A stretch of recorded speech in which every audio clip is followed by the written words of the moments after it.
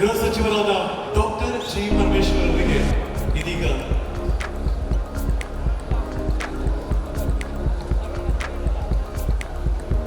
ಗೃಹ ಸಚಿವರಿಂದ 75ರ ಅಮೃತ ಮಹೋತ್ಸವದ ಸಂಭ್ರಮದಲ್ಲಿರೋ ಸಹಕಾರ ಸಚಿವರಾದ ಕೆ ರಾಜಣ್ಣನವರಿಗೆ ಗೌರವ ಅಭಿನಂದನೆ.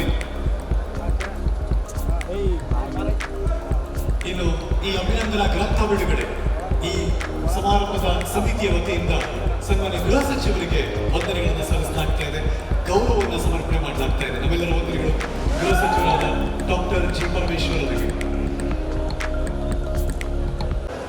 ರಾಜ್ಯದ ಸಹಕಾರಿ ಕ್ಷೇತ್ರದಲ್ಲಿ ಒಂದು ಅತಿ ದೊಡ್ಡ ಆಂದೋಲನವನ್ನು ಮಾಡಿ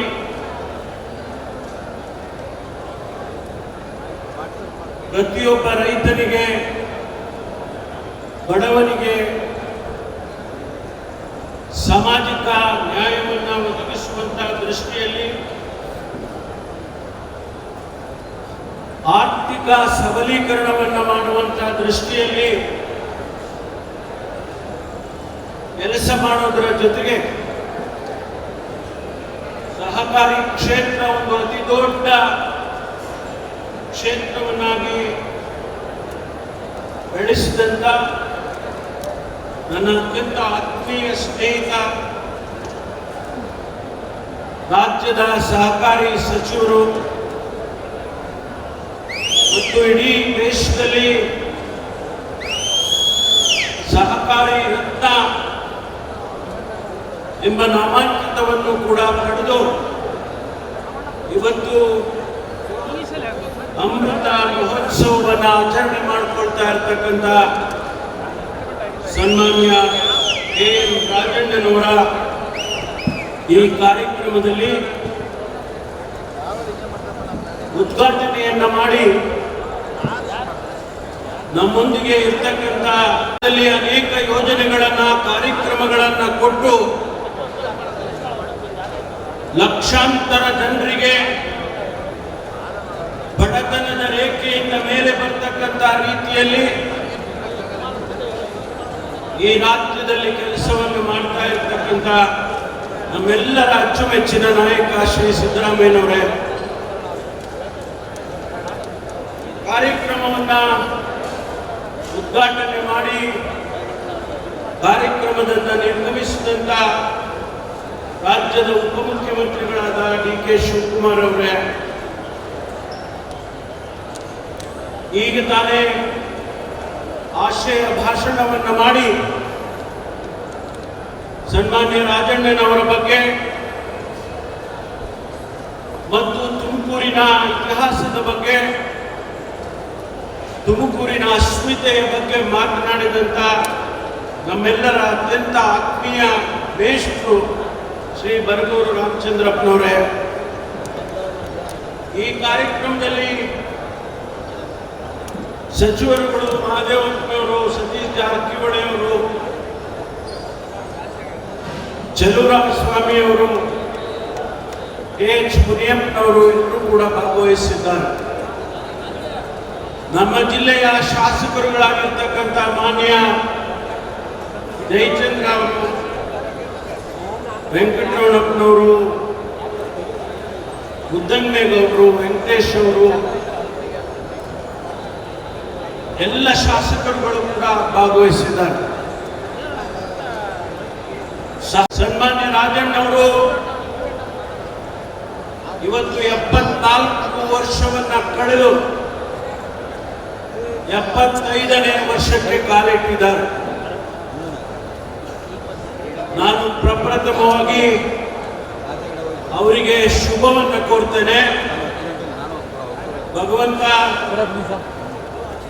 ಅವರಿಗೆ ಇನ್ನೂ ಹೆಚ್ಚಿನ ಆರೋಗ್ಯವನ್ನ, ಆಯುಷ್ಯನ್ನ, ಶಕ್ತಿಯನ್ನ, ಈ ಬಡವರ ಸೇವೆಯನ್ನು ಮಾಡೋದಕ್ಕೆ ದಯಪಾಲಿಸಲಿ ಹಾಗೆ ಅಂತೇಳಿ ನಾನು ಆ ದೇವರಲ್ಲಿ ಪ್ರಾರ್ಥನೆಯನ್ನ ಸಲ್ಲಿಸೋದರ ಜೊತೆಗೆ ಅವರ ಜೊತೆಯಲ್ಲಿ ಹೆಜ್ಜೆಯನ್ನು ಹಾಕಿ ಅವರ ಏಳು ಬೀಳಲ್ಲಿ ಭಾಗವಹಿಸಿ ಕಷ್ಟದಲ್ಲಿ ಸುಖದಲ್ಲಿ ಭಾಗವಹಿಸಿ ಅವರ ಜೊತೆಯಲ್ಲಿ ಇರ್ತಕ್ಕಂಥ ಸಹೋದರಿ ಶ್ರೀಮತಿ ಶಾಂತಲಾ ಅವರಿಗೂ ಕೂಡ ಈ ಸಂದರ್ಭದಲ್ಲಿ ನಾನು ಅಭಿನಂದನೆಯನ್ನು ಸಲ್ಲಿಸ್ತೇನೆ. ಕೆ ರಾಜಣ್ಣನವರು ಒಬ್ಬ ಸಹೃದಯಿ. ಅವರ ಶ್ರೀಮಂತಿಕೆ, ಹೃದಯ ಶ್ರೀಮಂತಿಗೆ ನಾನು ಅವರ ಜೊತೆಯಲ್ಲಿ ಒಬ್ಬ ಸಹಪಾಠಿಯಾಗಿ ನಾನು ಅವರನ್ನು ಅರ್ಥ ಮಾಡಿಕೊಂಡಿರ್ತಕ್ಕಂಥದ್ದು. ಯಾರು ರಾಜ್ಯದಲ್ಲಿ ಅಥವಾ ಸಮಾಜದಲ್ಲಿ ಬಡವರಿದ್ದಾರೆ, ಯಾರು ಶೋಷಿತರಿದ್ದಾರೆ, ಅವರ ಪರವಾಗಿ ಧ್ವನಿ ಎತ್ತತಕ್ಕಂಥ ಹೋರಾಟವನ್ನು ಮಾಡತಕ್ಕಂಥ ವ್ಯಕ್ತಿತ್ವ ಮಾನ್ಯ ರಾಜಣ್ಣವರು.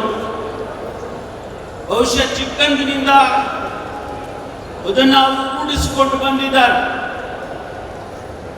ವಿದ್ಯಾರ್ಥಿ ಕಾಂಗ್ರೆಸ್ಸಿನಿಂದ ಹಿಡಿದು ಇಲ್ಲಿಯವರೆಗೆ ಆ ಹೋರಾಟದ ಪ್ರವೃತ್ತಿಯನ್ನು ಅವರು ತನ್ನದಾಗಿಸಿಕೊಂಡಿದ್ದಾರೆ. ಅದರ ಜೊತೆಯಲ್ಲಿ ಆ ಹೋರಾಟದಲ್ಲಿ ಯಾವುದೇ ಮುಲಾಜಿಲ್ಲದೆ, ಯಾವುದೇ ಸಂದರ್ಭವನ್ನು ಕೂಡ ಲೆಕ್ಕಿಸದೆ ಆ ಶೋಷಿತರಿಗಾಗಿ, ಬಡವರಿಗಾಗಿ ಧ್ವನಿಯನ್ನು ಎತ್ತಿದ್ದಾರೆ ಅಂತ ಹೇಳಿದ್ರೆ ಅತಿಶಯೋಕ್ತಿ ಆಗೋದಿಲ್ಲ. ಸಹಕಾರಿ ಕ್ಷೇತ್ರ ರಾಜ್ಯದಲ್ಲಿ ಅತಿ ದೊಡ್ಡ ಬದಲಾವಣೆಯನ್ನ ಕಂಡಿದೆ. ಸಾಮಾಜಿಕವಾಗಿ, ಆರ್ಥಿಕವಾಗಿ ಇವತ್ತೇನಾದರೂ ಬದಲಾವಣೆಯನ್ನ ಗ್ರಾಮೀಣ ಪ್ರದೇಶದಲ್ಲಿ ನೋಡೋದಾದ್ರೆ, ರೈತ ಸಮುದಾಯ ಬದಲಾವಣೆ ಆಗಿದ್ರೆ, ಒಂದಿಷ್ಟು ಆರ್ಥಿಕವಾಗಿ ನಮ್ಮ ರಾಜ್ಯದ ರೈತರು ಶಕ್ತಿಯುತವಾಗಿದ್ರೆ, ಅದು ಸಹಕಾರಿ ಕ್ಷೇತ್ರದಿಂದ ಮತ್ತು ಸನ್ಮಾನ್ಯ ರಾಜಣ್ಣವರು ತಂದಂತಹ ಅನೇಕ ಕಾನೂನುಗಳು, ನಿಯಮಗಳಿಂದ ಅಂತೇಳಿ ನಾನು ಇವತ್ತು ಹೇಳೋದಕ್ಕೆ ಬಯಸಿದ್ದೇನೆ. ಅವರು ಯಾರು ಸಾಲ ತೆಗೆದುಕೊಂಡಿದ್ರು ಅಂತಹ ರೈತ ಒಂದು ವೇಳೆ ಮರಣ ಹೊಂದಿದ್ರೆ ಆ ಸಾಲವನ್ನ ಮನ್ನಾ ಮಾಡತಕ್ಕಂತ ತೀರ್ಮಾನ ಬಹುಶಃ ಇಡೀ ದೇಶದಲ್ಲಿ ಪ್ರಪ್ರಥಮ ಬಾರಿಗೆ ಕರ್ನಾಟಕದಲ್ಲಿ ತೀರ್ಮಾನವನ್ನು ಮಾಡಿದ್ರು.